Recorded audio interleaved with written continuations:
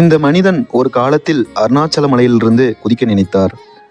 ஆனால் அந்த நொடி ஒரு தெய்வம் அவரை தழுவியது. அருள் நிறைந்த அருணாச்சல மலையின் அடிவாரத்தில் ஆயிரக்கணக்கான ஆண்டுகளாக தவமும் தியானமும் நிறைந்த அந்த புனித நிலத்தில் தமிழ் மண்ணில் பிறந்த ஒரு சாதாரண மனிதன் பிறகு முருகனின் கருணையால் அமரனாக மாறிய ஒரு தெய்வீக வரலாறே அருணகிரிநாதரின் வாழ்க்கை.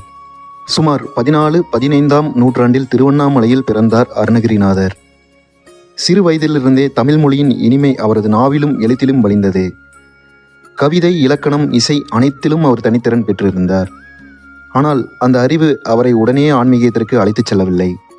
இளமை வந்தது, அதோடு உலக ஆசைகளும் வந்தன. சுகம், இன்பம், பெருமை அவற்றின் பின்னால் ஓடி அவர் தன் வாழ்க்கையே தவறான பாதைக்கு இழுத்துச் சென்றார்.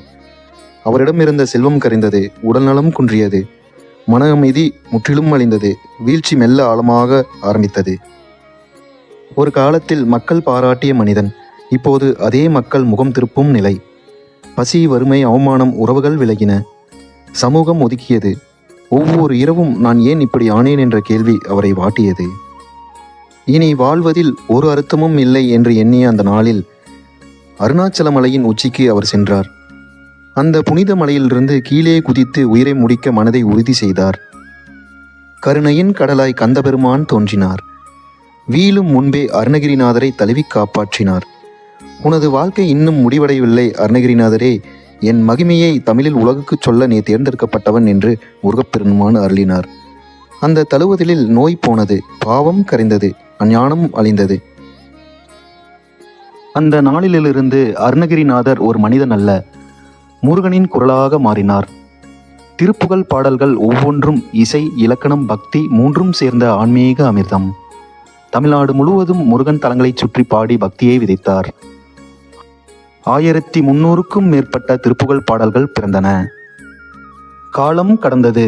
ஒரு நாள் அருணாச்சல மலையை நோக்கி தியானத்தில் அமர்ந்தார் அருணகிரிநாதர். உடல் இங்கே, ஆனால் ஆன்மா முருகனில் கலந்தது. இது மரணம் அல்ல, இது ஜீவ சமாதி. இன்றும் அந்த சமாதி அமைதியை அளிக்கிறது, திருப்புகழ் அருளை வழங்குகிறது.